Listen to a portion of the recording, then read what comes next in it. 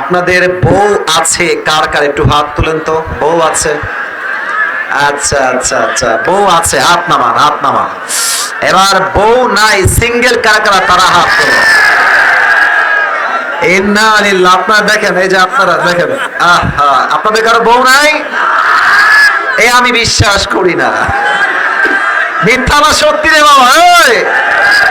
আহারে বাবারা বোঝে না রে, যুবকদের বিয়ের বয়স হয়ে গেছে রে। আমি আমার আব্বাদেরকে প্রায় বলি যে আব্বা যান, আমি আগেও বলেছি এই কথাটা যে আব্বা যান, যুবকদের শীত দূর হবে কম্বল দিয়ে নয়, ল্যাব দিয়ে নয়, একমাত্র বউ দিয়ে যুবকদের শীত দূর হবে। আল্লাহ আব্বা জানদেরকে কথাগুলো বোঝার তৌফিক দান করুক, পরে সবাই আমিন।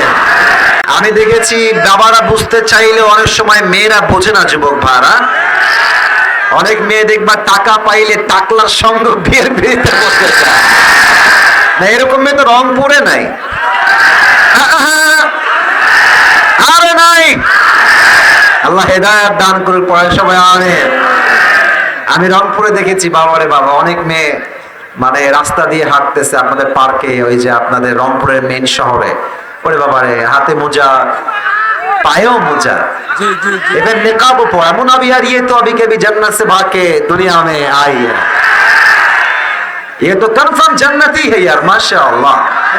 किंतु এই মেয়েটা বোরকা পরে বাদাম খাচ্ছে আর প্রেম করে বেড়াচ্ছে। तो যখনই আমি এই দৃশ্য দেখি मेरे जहन में सिर्फ एक बात आती है मेरे दोस्त, কতটা হচ্ছে এরকম উপরে ফিটফাট ভেতরে পুরোটাই সরল। আল্লাহ এই সমস্ত কলিজার টুকরা বোনদেরকে হেদায়েত দান করে, পড়েন সবাই আমিন।